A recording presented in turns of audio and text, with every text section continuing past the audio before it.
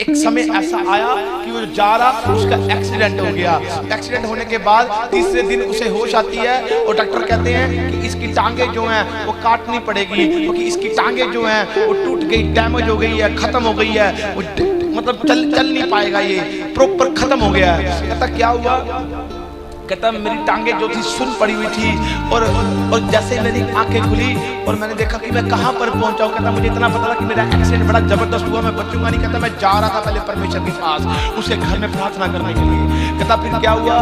कहता जैसे मैंने देखा कि मेरी टांगे कहाँ हैं, कहता काम नहीं कर रही, मैं उठने की कोशिश कर रहा हूँ। कहता मैंने कहा ये क्यों नहीं काम कर रही? कहता मेरा परिवार, मेरे बच्चे देख रहे और रो रहे और मैं उन्हें कह रहा हूँ क्या हुआ? कहता मेरी टांगे काम क्यों नहीं कर रही हैं? तो कहता मैंने देखा अपनी टांगों को, मेरी टांगे तो हैं पर काम क्यों नहीं कर रही। कहता मेरी आंखों में आंसू आ गए। कहता मैं चुप रहा अपने बच्चे को देखकर। कहता मैं तो इनका पालन पोषण बड़ी मुश्किल से कर रहा था। अरे खुदा तूने क्या कर दिया?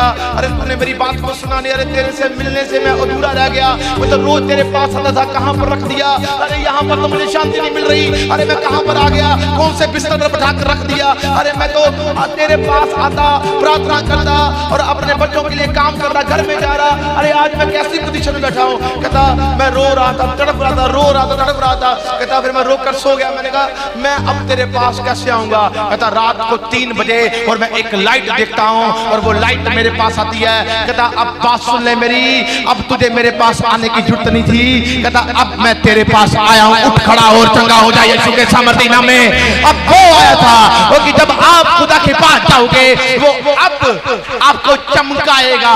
फिर उसने साबित किया कि मैं ही खुदा हूं। जब सुबह उठता है जो टांगे काम नहीं करती थी वो टांगे काम करना शुरू हो गई। यीशु मसीह के सामर्थ्य नाम में।